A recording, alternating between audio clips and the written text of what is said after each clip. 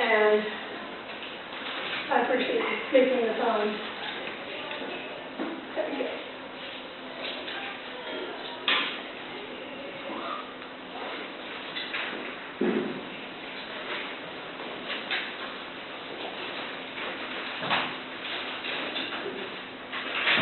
Okay.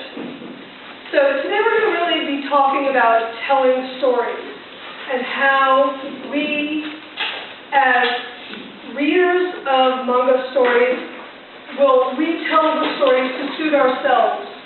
And we'll talk about that as we go on. So today we start with question. This story, my story, begins in the 1990s with Sailor Moon. Anime was very new to American television, and Dragon Ball Z and Sailor Moon were brand new, very exciting, and they revolutionized American comics and cartoons. And after school, when we all got home from school, we had time to watch them. So this starts with this episode. Cruise the Blues is what it was called in English. My wife here was home, and she said to me, "You have to watch this cartoon. It's like amazing, you need to watch it." And so one day I came home, I will never forget this day. This language, in the English language episode, Amy, not Ani, asks Ray, she says, "Do you notice that we're the only ones on this cruise without boyfriends?" And Ray says, "Well, we don't need boys to have fun." At which point I turned to her and I said, "We are watching two different cartoons. You're watching a cartoon for young girls, and I'm watching this cartoon with lesbian subtext. There's a story going on here that is not the story that's actually being told," and I became hooked. So once we were fans, of course, we learned about Sailor, Uranus, and Neptune. And then we're back then, we're just doomed, right? And now we're big fans of this series. I taught myself Japanese in order to be able to read the manga first of all. And so it was the first manga I ever read. So, all right, so at that point, then, what happens is, once we've read stories that interest us and have characters that talk to us, we start telling our own stories. The first thing we do is we tell stories about those same characters. We start telling stories about them a little differently from the original story. So I grew to love these characters, and I began to write shoujo fan fiction. Other people draw fan art, or make videos, or make cosplay. But this is my website right now. We just redid it, so this is a renewal. And you can see that I have Hamoriya Samagami-teru, and Sailor Moon, and Utena. I have my own stories, and then there are other series that I tell stories. So the step from being a reader of manga, or a watcher of anime, to becoming a fan is a very big one. Most people, when you ask them, "Did you see that TV show?" they say, "Oh yes, that was very nice," or "Oh, I didn't like that episode." They don't go, "Yeah, okay, so I'm going to cosplay that character." There's a huge gap. It's a lot of effort. There's commitment. You need to care a lot about the characters to want to do this. So even today, we can visit Pixiv or DeviantArt and see how fans tell our own stories of these characters. And they want to spend more time with these same characters. So the original story tells a story. The mangaka tells a story. But then we take the characters and we tell our own stories with those characters. Okay, so in the year 2000, I read an American story, a fan fiction, of Shoujo Kakame Utena. It was called Scenes from an Elevator. And in the story, the author created this convention, a gathering, an event, of lesbian characters in anime. Animated lesbian convention. Ani Lesbo Con. Alright? And so, just about then, BL fandom was starting to get very big in America. And nobody really cared about Yuri but me. So I wanted to create my own convention. And I created YuriCon. And this is actually what it first looked like up in the right-hand corner. You can see that very first welcome page. And then we got a little bigger. And now that's what it looks like now over on the left. And we've done an event here in Japan in 2005. We ran YuriCon in Tokyo. We've run a number of events in the US. I'm no longer running events, but we started as Ani LesboCon and I changed the name to YuriCon because the genre of Yuri was getting more and more popular. So I changed the name to fit that. But Ani LesboCon never died. If you see ALC Publishing, we started publishing manga under the name Ani LesboCon, so I never lost that name. It's still the same name. We've attended many events all over the world, in Britain, here in Japan, Amsterdam, Canada, and the US. We've attended events. We lecture, like I'm doing today, and the main focus of YuriCon, even though I'm no longer running the events, is the same as it's always been. It's a place, it's a community for fans of Yuri to talk about these stories that we love so much, that talk to us. So we still have fan communities. We have a fan community on Facebook and mailing lists and some other places, but the Facebook community is my favorite. And that's where we still talk about things that we care about, these series that are important to us, books that are coming out, characters we love. So in 2002 technically, I ran an event in New York City. And into the event walked a woman named Rika Takashima. And she was a Yuri mangaka. And I introduced myself, and she said, "Hi, I draw Yuri manga." And I said, "No, you don't." And she said, "No, yes, I do." And so we decided right then that I would publish her manga. I've never published a book before, but I was publishing her manga now. And so now I'm a publisher. And we recently just redid her book. It's online for free. It's on the YuriCon website for free. Tokyo Love, Rika Takanji.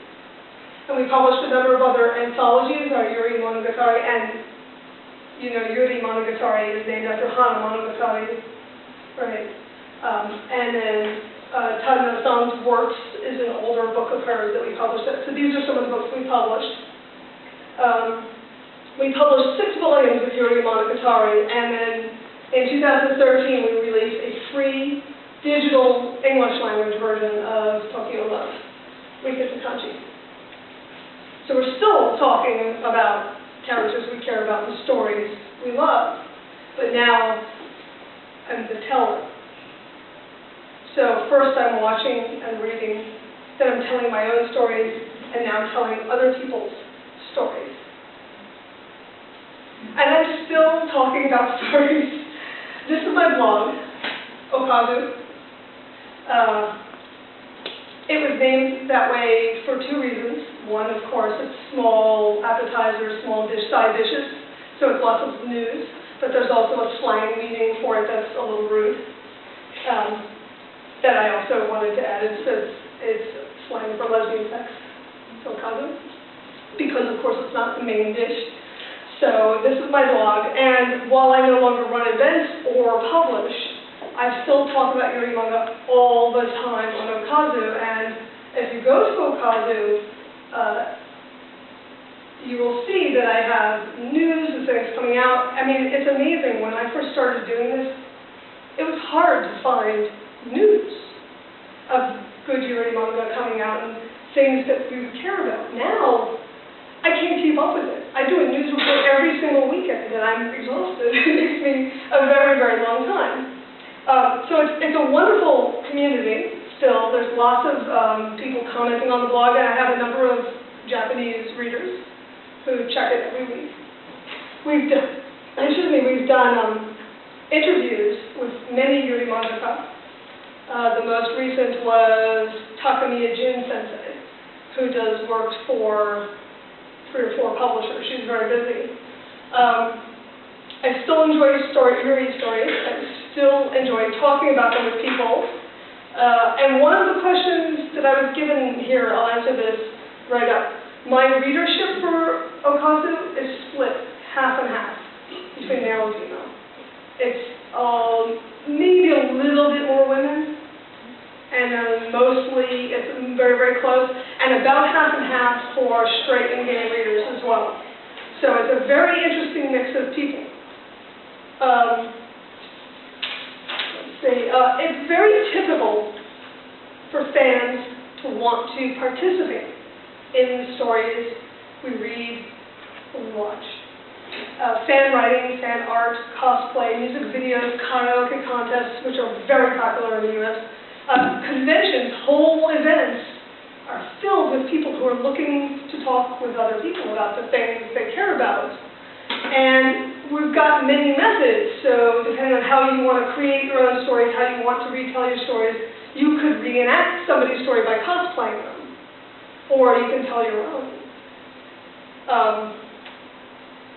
So one of the reasons we, as fans, want to participate in the narrative is because by doing so, we know that our emotions get responded to. We find the character we need to talk to or coordinate with.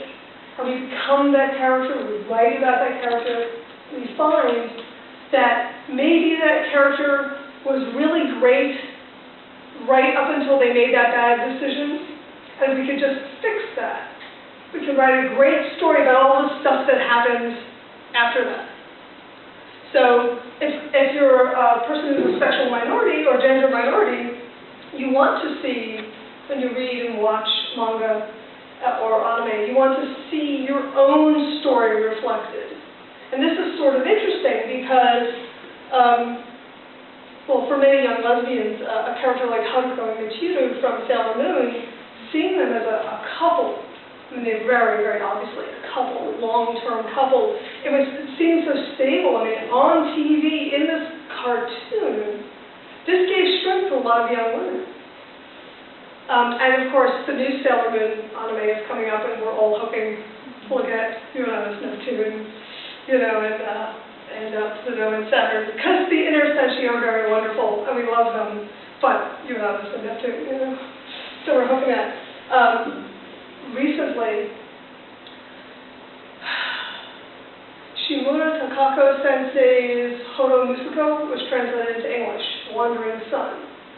And it's a story about transgender youth, young people. And I reviewed it on Okazu. And a transgender person wrote me and was very angry about the story because it did not tell their story. That's not my life, so it's wrong. Well, no, it's not your life.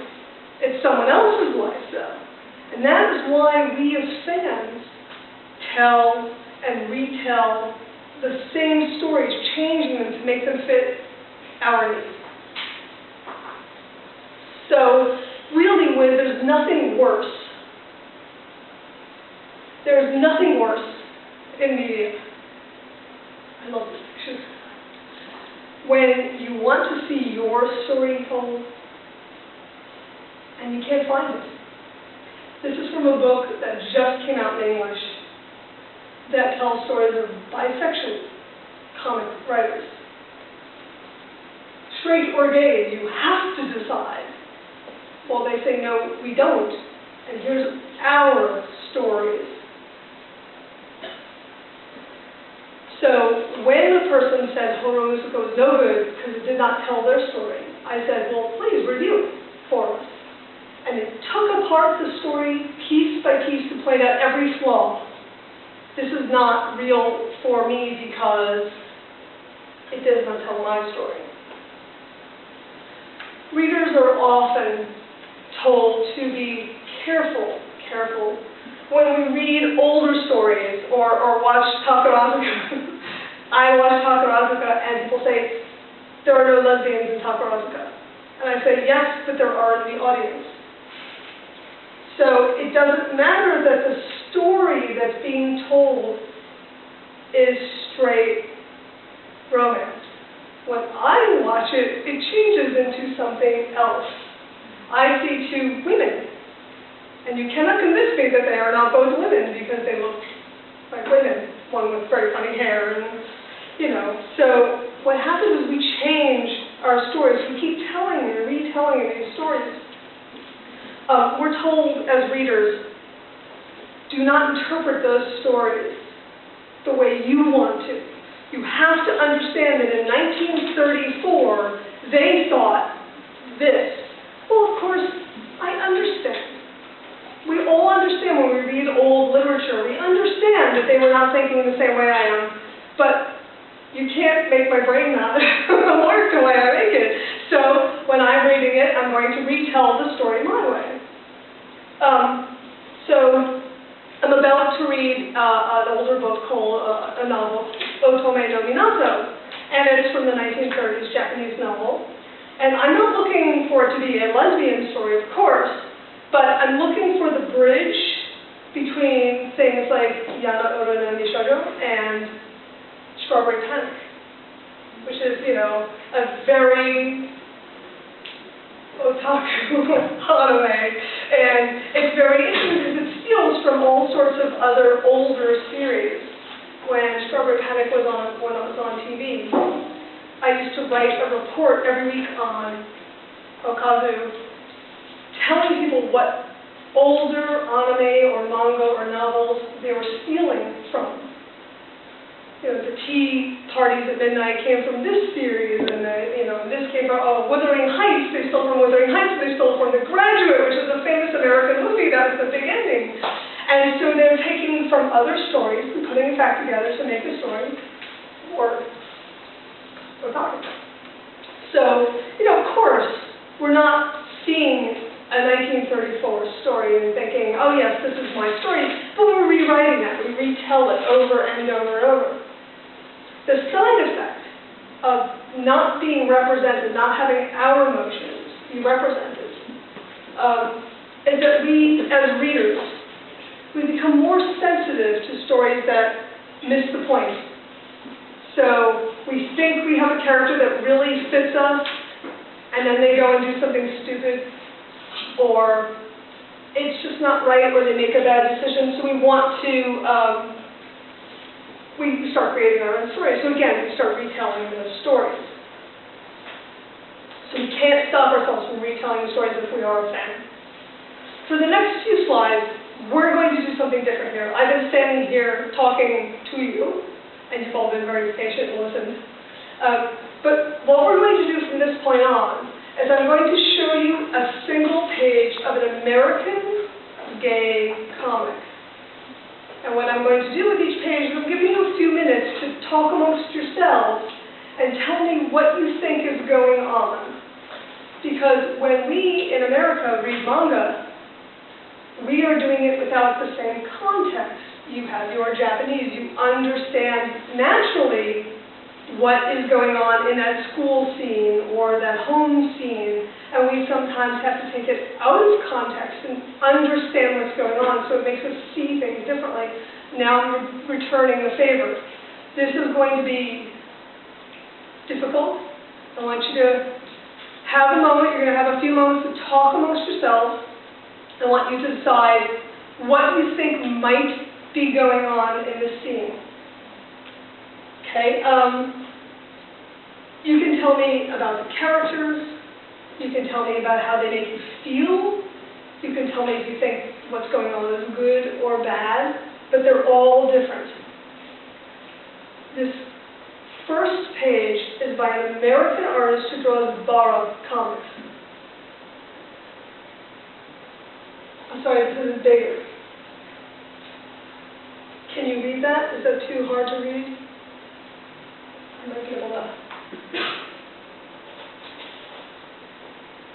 I don't think I can zoom in anymore. Let me read it to you then, because it's too hard to read. It's very hard to read. He says, if I were a drag queen, ... Which, of course, I would never be. Never. Just a little hypothesis here. But if I were one, I'd be fabulous. Freaking fabulous. Yep, I would. Not that I'd ever have a desire to be one, oh no. Real men just don't go there, but still, I'd be a special one, and too lovely. I wouldn't wear any run-of-the-mill, tacky middle-class, lane-bright, tranny get-up. I'd make my own and only wear the right highlight, makeup to highlight and accent my fab clothes. I'd get a huge wig. I mean, freaking humongous. And all the way down to my ass because I'm kind of vigorous. And then I'd wear only the best dyed silk dresses. And my jewelry would be tribal and gold and copper, and I'd walk with my head held high and majestic, and my name would be Lola. Of course, that's all moot. I'm not a drag queen. I'll never be a drag queen. I mean, I've got muscles, for Christ's sake. So take a few moments. Tell me what you think is going on. Tell me what do you feel about this? What does this make you feel? Go ahead and have a moment to talk amongst yourselves. Think about it, and we'll see what... And it's okay, it can make you feel weird. It's all right, or uncomfortable. It's a comic. There's no right way to feel. You could be embarrassed for him,